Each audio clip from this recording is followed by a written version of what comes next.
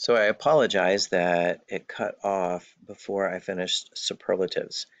Superlatives are, as in English, we always put a the or a the in front of the superlative. For example, Jane is the tallest girl in the class, or today is the best day ever. Notice in these examples that I put here, you've got today is the hottest day of the summer. Spanish does the exact same thing. Whenever you put, oh, and also superlative in English, we put est. That's the regular rule. There are exceptions, but the general rule is you put an est at the end of the adjective.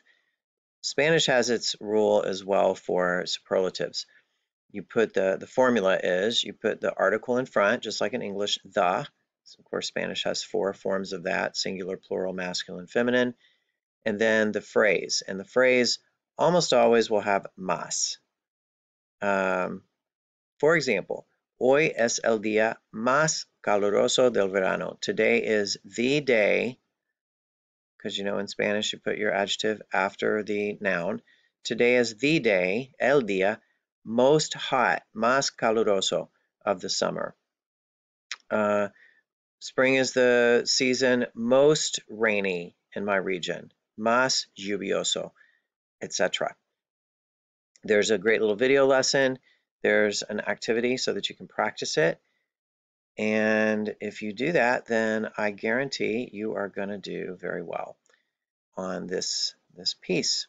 So that's everything for Unit 5. That's all the grammar for Unit 5. And then, of course, you have your vocab cards that I've put the list right here. I'll be posting my lists later. I show the date when I'm going to do that in the calendar that I posted. You're listening. This month, you're going to have a writing assignment as opposed to a speaking assignment. So you'll just click in there. You go to click on the writing assignment, and I've explained in very detailed manner what it is I'm looking for. So make sure you fulfill all of the points that I've posted here that I need, and I tell you how many sentences and what those sentences need to contain. So follow those instructions very closely when you do your writing assignment. And I believe that covers it. I am not sure that I complimented everybody. You guys did a great job first semester. I was so pleased when I posted the grades and saw how well everyone did.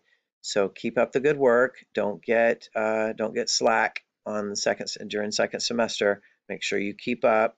If your grade was lower than what you had hoped, then make sure that you do everything necessary this semester to bring that grade up.